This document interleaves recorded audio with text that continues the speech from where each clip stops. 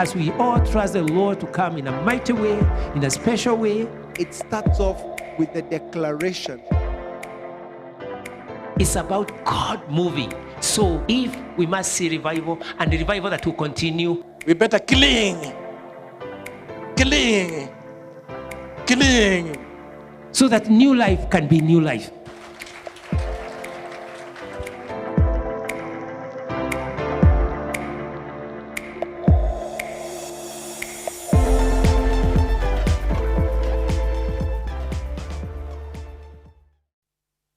Praise the Lord, brethren. My name is Zipporah Mwangi. I'm born again. I love the Lord as my personal Savior. I thank the Lord for giving us an opportunity even to break bread. I would like us to start off with prayer. Heavenly Father, we are humbled to be in your presence. We thank you for, Lord, you never allow your children to gather in vain. We thank you because, Lord, you have gathered us that we may be able to hear of you. We may be equipped, O Jehovah God, with your word, even with scripture. Father, we pray, O Lord, that you'd be glorified.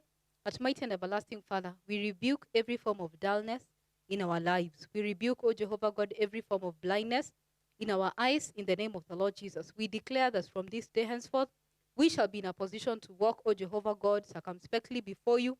We shall hear the word of the Lord. Lord, the cares, O Jehovah God, of this world are not going to quench even the word that you've given us. I pray for our hearts, that, Lord, this word shall find even good soil. It shall grow and it shall produce fruit in the name of the Lord Jesus.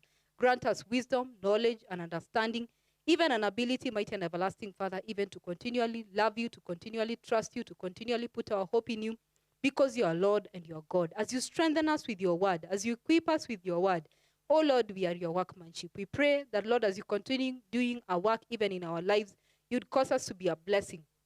O Jehovah, King of glory, we pray that your word, O Jehovah God, shall minister to us in a special way today, that King of kings and Lord of lords, you shall be glorified, you shall be exalted.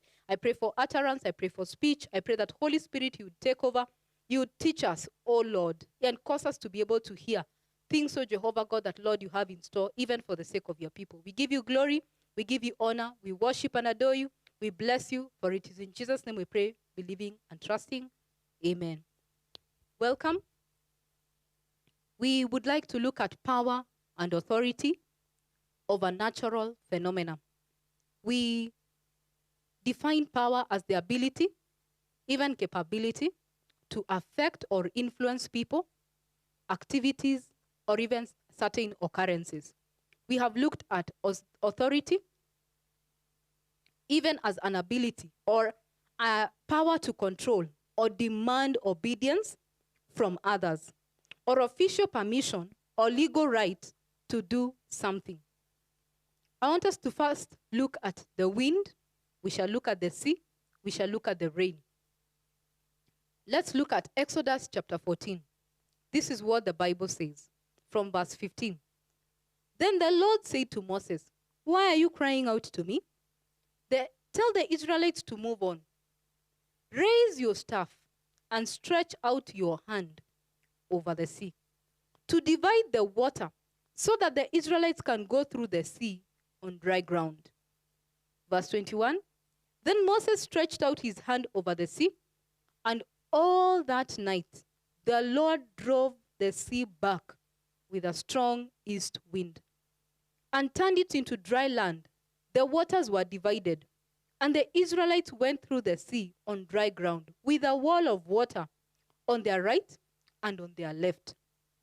Verse 23, the Egyptians pursued them, and all Pharaoh's horses and chariots and horsemen followed them into the sea. 24, during the last watch of the night, the Lord looked down from the pillar of fire and cloud at the Egyptian army and threw them into confusion. He jammed the wheels of chariots so that they had difficulty driving. And the Egyptians said, "Let's get away from the Israelites. The Lord is fighting for them against Egypt." Verse 26. Then the Lord said to Moses, "Stretch out your hand over the sea so that the waters may flow back over the Egyptians and their chariots and horsemen." Moses stretched out his hand over the sea, and at daybreak the sea went back to its place. The Egyptians were fleeing toward it, and the Lord swept them into the sea. 28. The water flowed back and covered the chariots and horsemen. the entire army of Pharaoh that had followed the Israelites into the sea, not one of them survived. So we find that the Israelites had been in Egypt for a long time. The Lord had called Moses. He had appeared to him in a burning bush, and he had spoken to him. And of course, Moses had a hard time trying to get this message of deliverance, even for the Israelites, even to go and speak. He felt he was not capable. He looked at himself and said, surely even I cannot speak. But he was finally able to accept the call. He went back.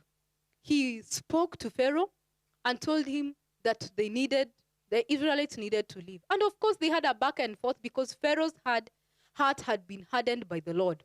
But eventually, they were released. And now we are finding them that the Israelites have left Egypt, and now they are close to the Red Sea. They are about to cross the sea. But we find that the Egyptian army is pursuing them. And from verse 15, we find that the Israelites are looking at Moses and wondering, what in the world is going to happen to us? And the Lord is asking Moses in verse 15, why are you crying out to me?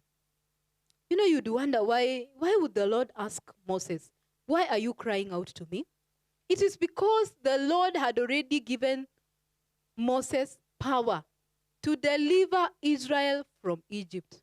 He had a call. He didn't just have a call. The Lord had already given him power. The Lord had given him authority.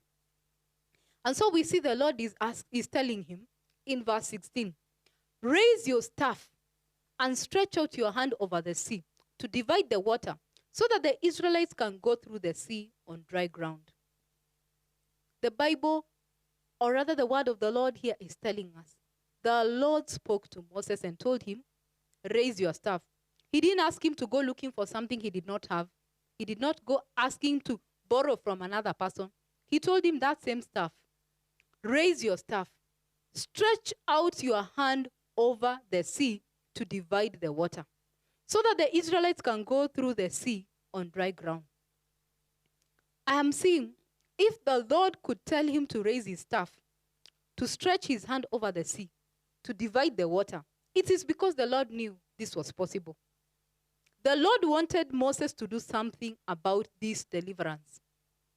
Verse 21, then Moses stretched out his hand over the sea, and all that night the Lord drove the sea back with a strong east wind and turned it into dry land.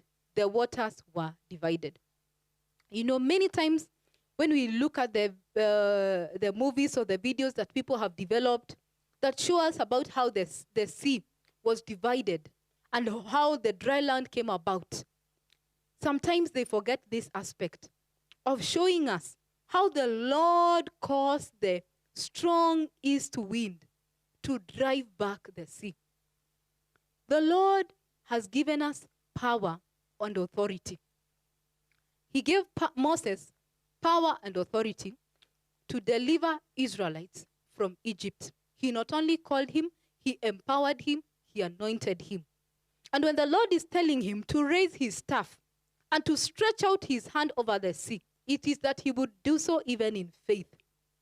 And to divide the water. That it means there were two activities. He was to raise his hand. Two, he was to stretch out his hand over the sea. There was an activity.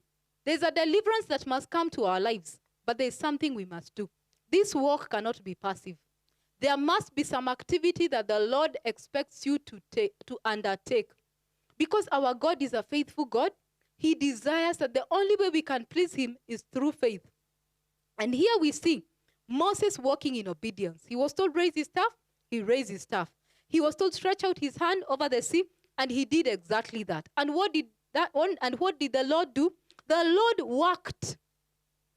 All that night, the Lord drove the sea back with a strong east wind and turned it into dry land, and the waters were divided. Of course, when the waters were divided, I wonder what the Israelites were thinking. Were they looking at the wonder that had happened? And this was happening in the night. The Bible says that all that night, meaning they could see it. They could see during the night. We have several hours of the night. If they had 8 hours, we are talking about 8 good hours, where a strong east wind was blowing away the waters and dividing it. It is an amazing work of the Lord.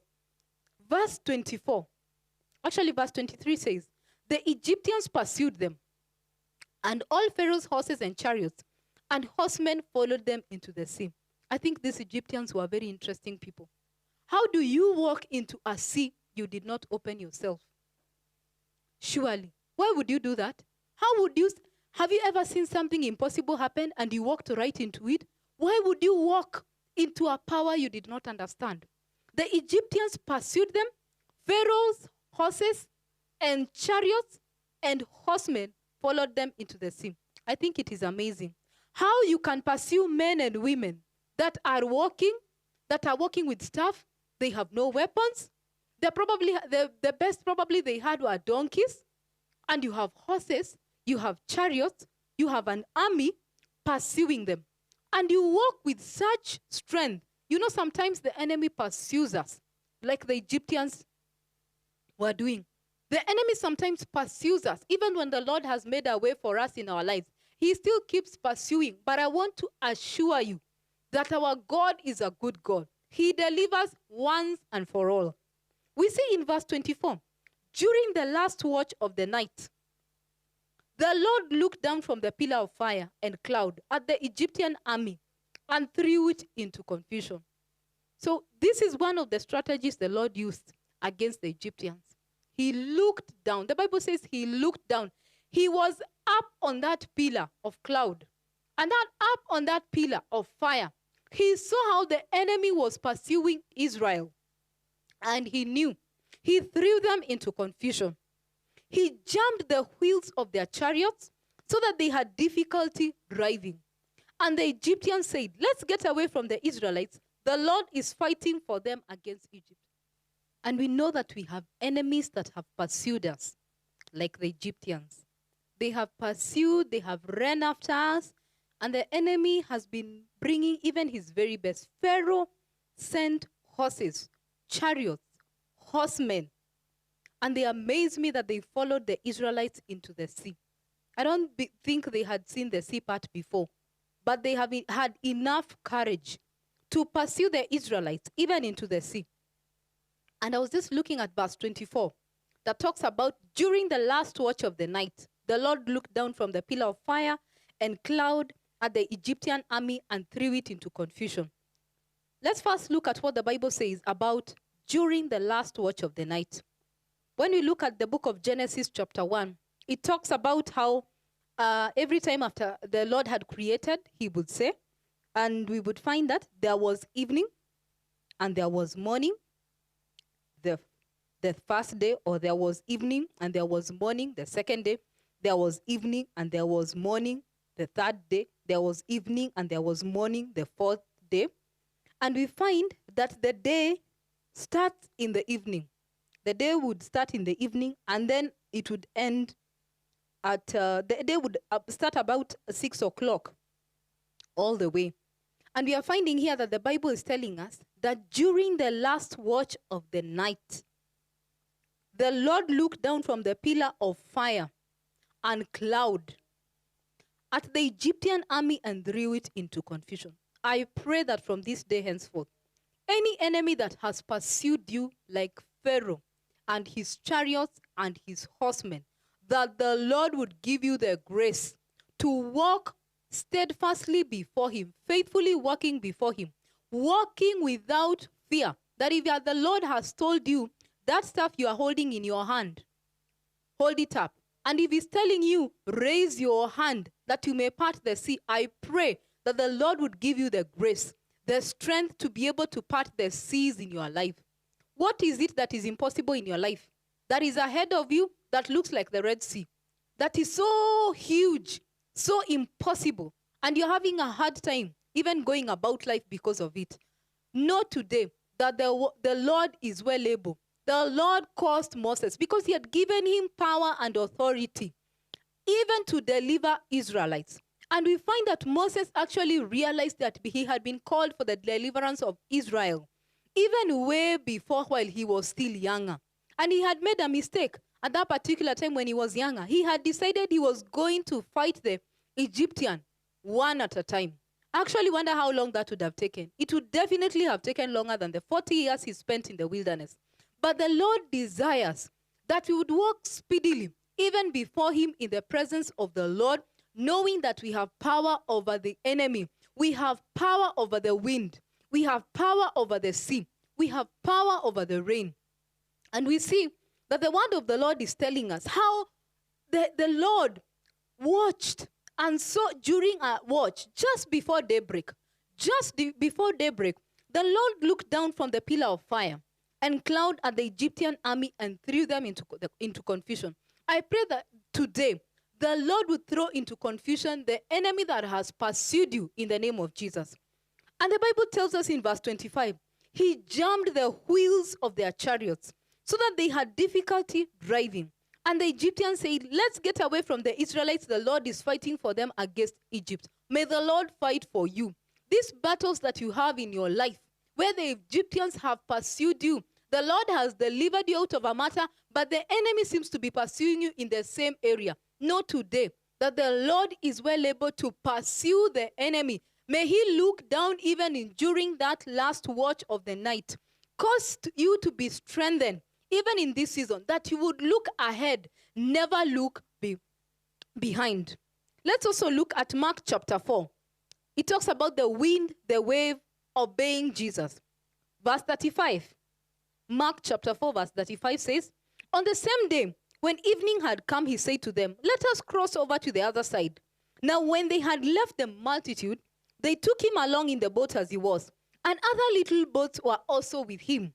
And a great windstorm arose, and the waves beat into the boat, so that it was already filling. But he was in the stern, asleep on a pillow. And they awoke him and said to him, teacher, do you not care that we are perishing? Then he arose and rebuked the wind, and said to the sea, peace, be still. And the wind ceased, and there was a great calm. But he said to them, why are you so fearful? How is it that you have no faith? And they feared exceedingly and said to one another, who can this be, that even the wind and the sea obey him? Remember, the Lord said that we would do even greater things than he was able to do. And we find here, the Lord Jesus is in the boat with his disciples. And we are seeing that a great windstorm arises, and it beats about. And the boat is almost capsizing. It is filling up with water. And they are worried. Jesus is asleep. And when he arises, he says, he rebukes the wind. He did two things. Verse 39 says that, then he arose and rebuked the wind and said to the sea, peace, be still. And the wind ceased, and there was a great calm. But he said to them, why are you fearful? So we find that the Lord Jesus rebuked the wind. I pray that the winds and the storms in your life, you would have the strength and the faith enough to rebuke the wind. I pray that the Lord would give us the grace and the wisdom to tell the difference. There are issues that need rebuking. There are issues that need us speaking unto them. We find that the Lord tells the wind, I rebuke you. And he rebuked the wind, and there was no more disturbance. And he said unto the sea, peace, be still. So he had two different things. We find that the Lord has power. Even they, the disciples, are looking at him and wondering, who can this be? That even the wind and the sea obey him. We have power over the wind, over the sea. Are you out in the ocean?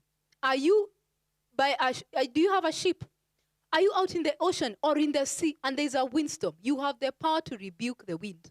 You have the power to cause the sea to be still in the name of Jesus. We can only accomplish this in the name of the Lord. If he was able to calm the storm, even at that time, and they were amazed by the power that he had, and this is the same power he has transferred to us, remembering that we are co-heirs with Christ, meaning that we are sons of the Most High God, even with him. The Lord desires that we would walk even in power and in strength. Let's look at rain. 1 Kings chapter 17. The Bible says, Elijah announces a great drought.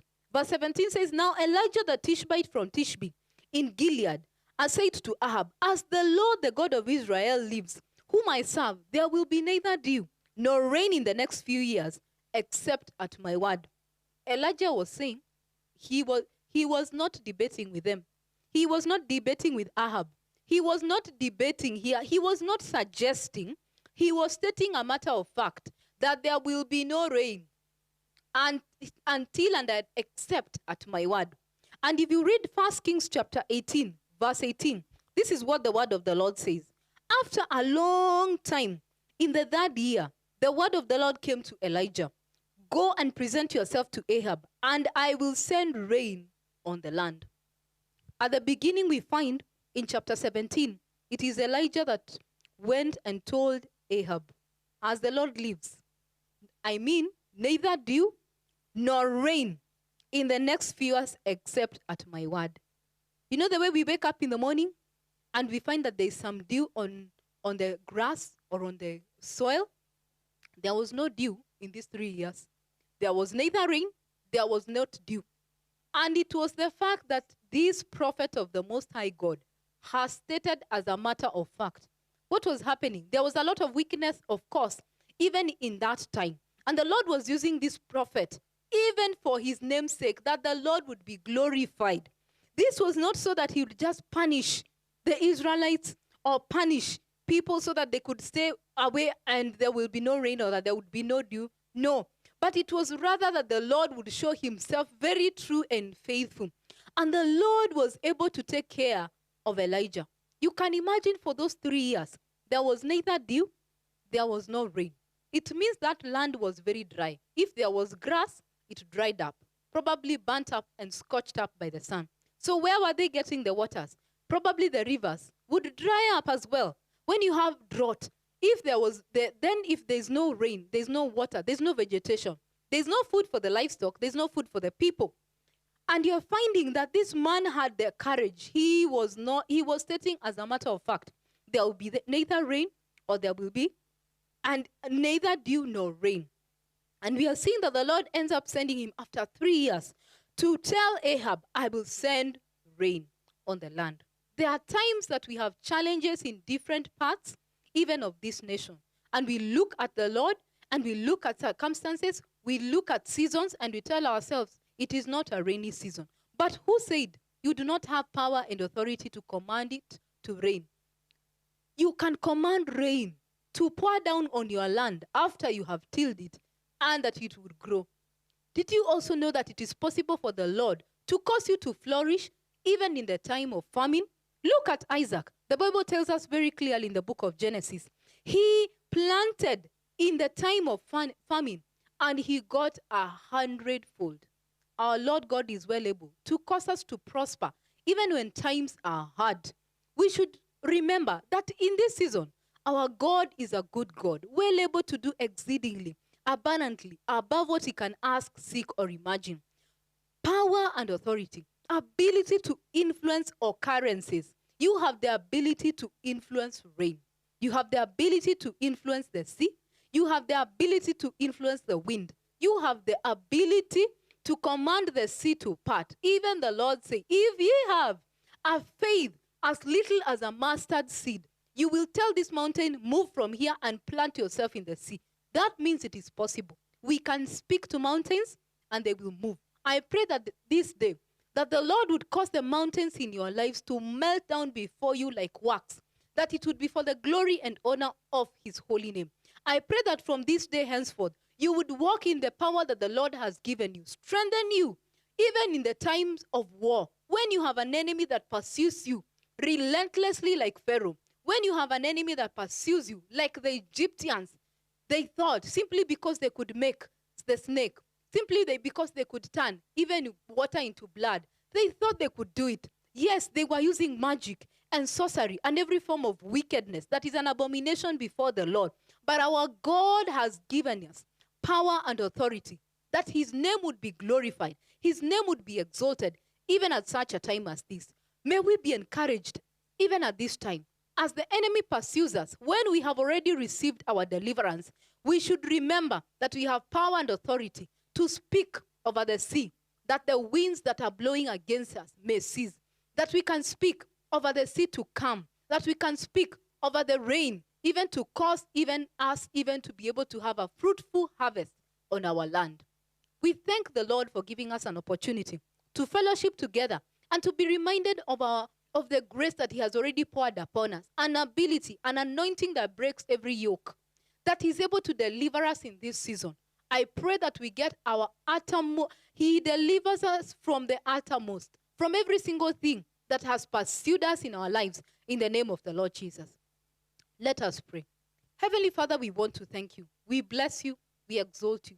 We worship your holy name. We thank you because this far, if it were not for you, the enemy for sure would have crushed us.